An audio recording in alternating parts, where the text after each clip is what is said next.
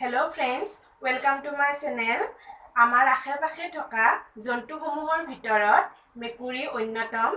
মেকুৰী প্ৰায় 9400 বছৰ ধৰি মানুহৰ লগত আছে। এইখন পৃথিৱীৰ জনপ্ৰিয় জন্তু বুলি ক'লে মেকুৰীৰ নামটো প্ৰথমতে আহে। মেকুৰীৰ বাৰু জীৱনকাল কিমান? কোন দেশৰ মেকুৰীয়ে থিয়েটাৰত অভিনয় কৰে? আৰু কোনখন দেশৰ মেকুৰী সকলোতকৈ ধনী বুলি কোৱা হৈছিল আপুনি বাৰু জানেনে? মেকুৰীৰ এনেকুৱা বহুতো ইণ্টাৰেষ্টিং কথা আছে যিবোৰ বহুত মানুহে নাজানে।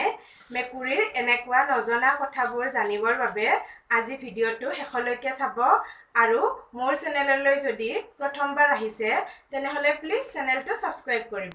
মেকুৰীৰ জীৱনকাল সাধাৰণতে 12ৰ পৰা 14 বছৰ। ঘৰত পোহা মেকুৰী অন্য মেকুৰীৰ তুলনাত সাধাৰণতে দীঘল হয়। মেকুৰীৰ DNA প্ৰায় 94% বাঘৰ DNAৰ লগত মিল খায়।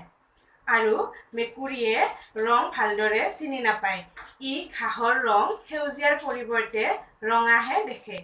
মেকুৰীৰ দেহটো বহুত ফ্লেক্সিবল আৰু মেকুৰীয়ে নিজৰ আহাৰ কেতিয়াও চোবাই নাখায়। প্ৰথমটো ক্লোন মেকুৰীৰ নাম আছিল কপিকেট। মেকুৰীয়ে নিজৰ দুয়োখন কাণ বেলেগ বেলেগ দিশত ঘূৰাব পাৰে। ৰুছ দেশত এনেকুৱা এটা থিয়েটাৰ আছে য'ত সকলোবোৰ কলাকুশলী মেকুৰী হয়।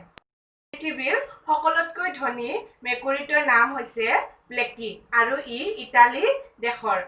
আজিলৈকে এইখিনিয়ে। যদি আপুনি মোৰ ভিডিঅ'টো চাই ভাল পাইছে তেনেহ'লে প্লিজ লাইক, শ্বেয়াৰ আৰু ছাবস্ক্ৰাইব কৰিব আৰু কমেণ্ট কৰিবলৈ নাপাহৰিব।